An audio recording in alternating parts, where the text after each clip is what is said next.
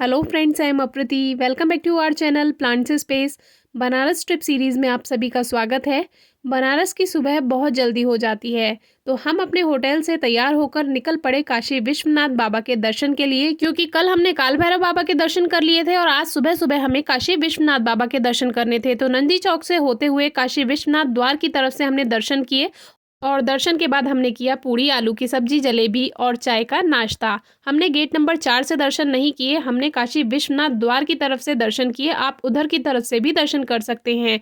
तो ये जो रास्ता है ये दशाश्वमेध घाट की तरफ ही जाता है और दशाश्वमेध घाट के रास्ते पर ही आपको श्री काशी विश्वनाथ द्वार मिलेगा। इसी में से आप सीधे चलते चले जाइए, आप गेट तक पहुंच जाएंगे। एक रास्ता हमने आपको पहली वीडियो में दिखाया था, दूसरा रास्ता ये है। तीसरे रास्ते पर इसके बाद हम जाने वाले हैं, जहां से फोटोज भी क्लिक कर सकते हैं, क्योंकि इन दोनों रास्तों से आप फोटोज क्लिक नहीं कर सकते हैं, मोबाइल जमा कर लिए जाते हैं।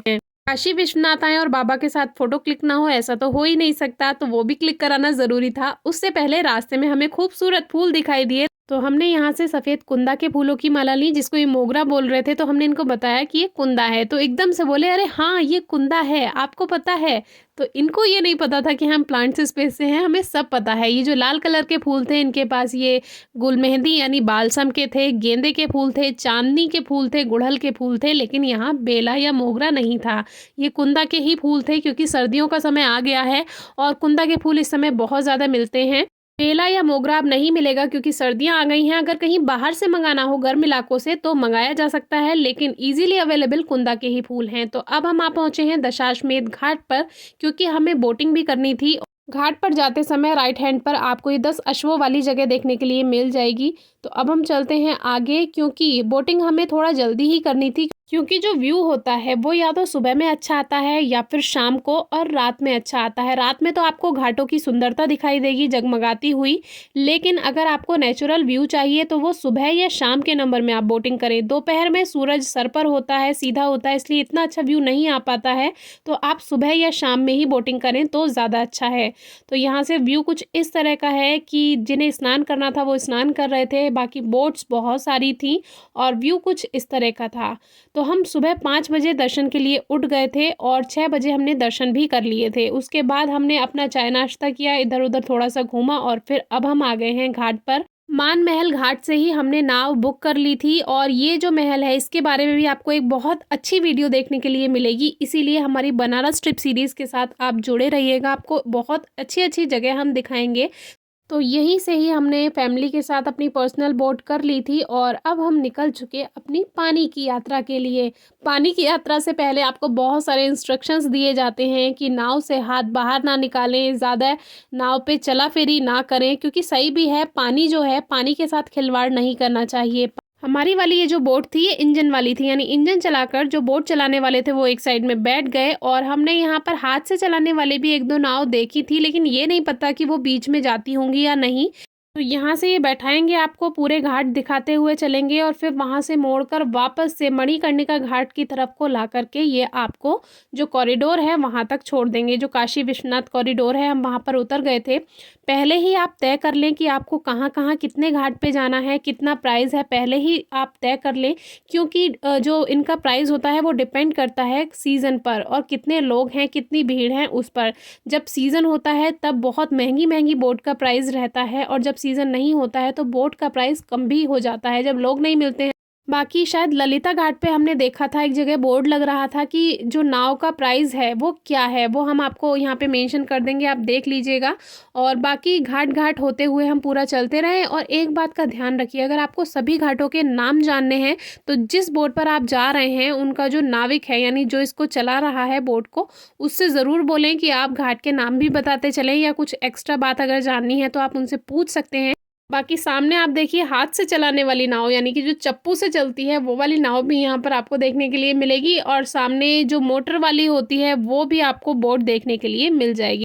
बाकी हर कोई इन चीज़ों को नोटिस नहीं करता है, मेरी आदत है ये छोटी छोटी चीज़ नोटिस करने की, तो वही आपको मैं बता रही हूँ। और आगे चले तो ये है दशाश्वमेध घाट, जो कि मेन दशाश्वमेध घाट है, और इसके पास में हमें जो हमारे नाविक थे उन्होंने बताया कि ये है शीतला माता का मंदिर और यही शीतला घाट भी है। ऐसे ही करते करते यहाँ पे 84 घाट हैं। अगर आपके पास टाइम है तो आप इनको पैदल भी कवर कर सकते हैं, अगर आप में स्टेमिना है। नेक्स्ट है अहिल्याबाई घाट, और अहिल्याबाई जी का जितना धन्यवाद किया जाए उतना कम होगा। इसी बात पर अहिल्याबाई जी को नमन करते हैं। और आगे काशी विश्वनाथ कॉरिडोर में भी वहाँ पर अहिल्याबाई जी की प्रतिमा बनाई हुई है, और सोमनाथ के व्लॉग में भी हमने आपको दिखाया था, वहाँ पर भी अहिल्याबाई जी का एक मंदिर है अहिल्याबाई मंदिर के नाम से। अहिल्याबाई जी ने 17वीं शताब्दी में सोमनाथ और काशी विश्वनाथ का जीर्णोद्धार करवाया था, और ये बात हमें कभी भूलनी नहीं चाहिए और हमेशा इस बात को याद करके उनको नमन करना चाहिए। तो और आगे की तरफ चलते हैं। जो पीछे की तरफ वाले घाट थे वो हमने अपनी पिछली वीडियोस में आपको दिखाए थे, और आगे की तरफ वाले अब हम आपको इस व्लॉग में दिखा रहे हैं। और कुछ और घाट हैं जो हम आपको आगे भी दिखाएंगे। अब देखिए, बोट की चर्चा हो ही रही थी तो यहाँ पर एक और नई तरह की बोट आपको देखने के लिए मिल जाएगी। तो बहुत तरह की बोट्स हमने यहाँ पर देखी। अब आगे बढ़े तो पहुँच गए मुंशी घाट। हर घाट की अपनी एक कहानी है, अपनी एक विशेषता है।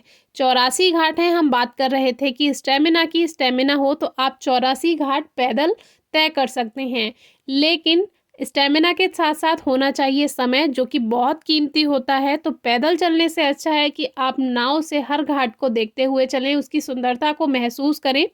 अब इन सुंदरता को देखते देखते बोट को बिल्कुल मत भूल जाना, ये कब को बोट मोड़कर वापस पहुंच जाएंगे, तो इस बात का ध्यान रखना। जहां तक तय हुआ है वहां तक आप ज़रूर जाना। पहले घाट के नाम ज़रूर पूछ लें इनसे कि कौन से घाट तक आप हमें लेकर जाएंगे, तो ये बात पहले ही तय कर लेनी चाहिए। एक मेरा मन था कि मुझे सी गर्ल्स देखने के लिए मिले। सी गर्ल्स बर्ड्स, जो कि हमने आपको गुजरात में भी दिखाई थी, तो वो साइबेरियन पक्षी होते हैं और एक समय के बाद ही वो आते हैं। जब इधर ठंड बढ़नी शुरू होती है नवंबर दिसंबर के समय, तब वो सीगल्स यहाँ पे आते हैं। और हम जो ये गए थे ये थोड़ा पहले ही गए थे, शरद पूर्णिमा पर। तो शरद पूर्णिमा जब थी तो लगभग नवंबर की शुरुआत होने को थी, तो तब तक वो बर्ड्स यहाँ पर नहीं आई थी। तो बस वही रह गया, लेकिन कोई बात नहीं, गुजरात में तो हम देख चुके थे, क्योंकि गुजरात में सोमनाथ में त्रिवेणी संगम में हमने आपको दिखाए थे। वीडियो नहीं देखी है तो ज़रूर देखिएगा, डिस्क्रिप्शन बॉक्स में आपको वीडियो मिल जाएगी। और ये है हरिश्चंद्र घाट, जो कि बहुत ज़्यादा प्रसिद्ध है। जैसे कि मणिकर्णिका घाट की अपनी विशेषता है, वैसे ही हरिश्चंद्र घाट की अपनी ही विशेषता है। आपने बचपन में हरिश्चंद्र की कहानी तो ज़रूर सुनी होगी। और थोड़ा आगे जाने के बाद बोट को वापस घुमा लिया गया और ला करके इधर रत्नेश्वर महादेव और मणिकर्णिका घाट की तरफ से होते हुए हम कॉरिडोर तक आ गए। जो काशी विश्वनाथ कॉरिडोर है हम वहीं पे जाके उतरेंगे, लेकिन उससे पहले ये मणिकर्णिका घाट भी आप देख लीजिए। तो हमने आपको पहले ही दिखा दिया था, लेकिन बोट से भी आप देख लीजिए, कुछ इस तरह से यहाँ पर ये दिखाई देता है। तो सुबह 6 बजे हमने काशी विश्वनाथ बाबा के दर्शन किए, उसके बाद नाश्ता किया, फिर घाट पे आके बोटिंग की, और बोटिंग के बाद अब हम चलेंगे काशी विश्वनाथ कॉरिडोर में, जो कि बिल्कुल सामने है। यहीं से ही हम अंदर जाएंगे। और काशी विश्वनाथ बाबा के दर्शन आप 7 से 8 बजे तक ज़रूर कर लें। सुबह सुबह में भीड़ कम होती है, उसके बाद भीड़ बहुत ज़्यादा हो जाती है, जो कि आगे हम आपको दिखाएंगे ही। तो हमारे साथ बने रहिएगा। हर हर महादेव।